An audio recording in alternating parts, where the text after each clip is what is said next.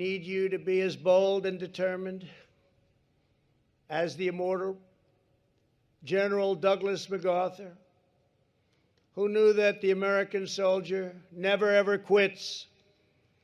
After leaving the Philippines for Australia at a low point of the Pacific War in 1942, MacArthur famously vowed, "I shall return."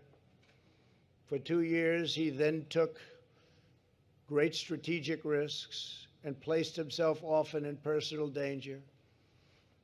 On October 20th, 1944, MacArthur stepped off a landing boat, strode through knee-high water, and proclaimed, "People of the Philippines, I have returned.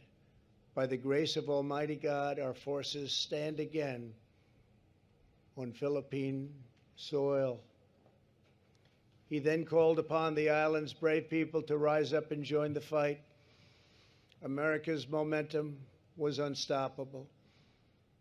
These great leaders were not afraid of what others might say about them. They didn't care. They knew their duty was to protect our country.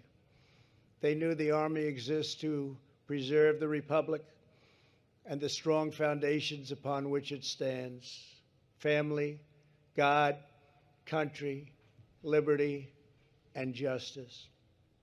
They were true, tough American patriots. That is what our country needs, especially in these times. And that is what you are.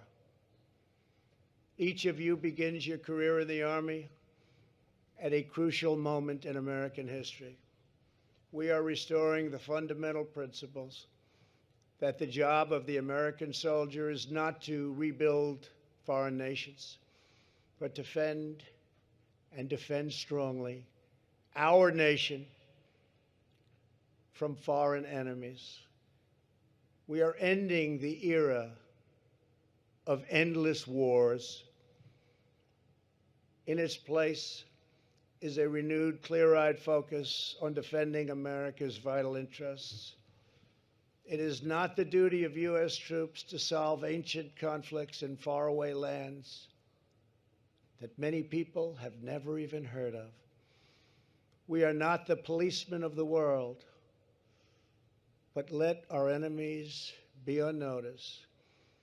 If our people are threatened, we will never, ever hesitate to act. And when we fight, from now on, we will only fight to win. As MacArthur said, in war, there is no substitute for victory.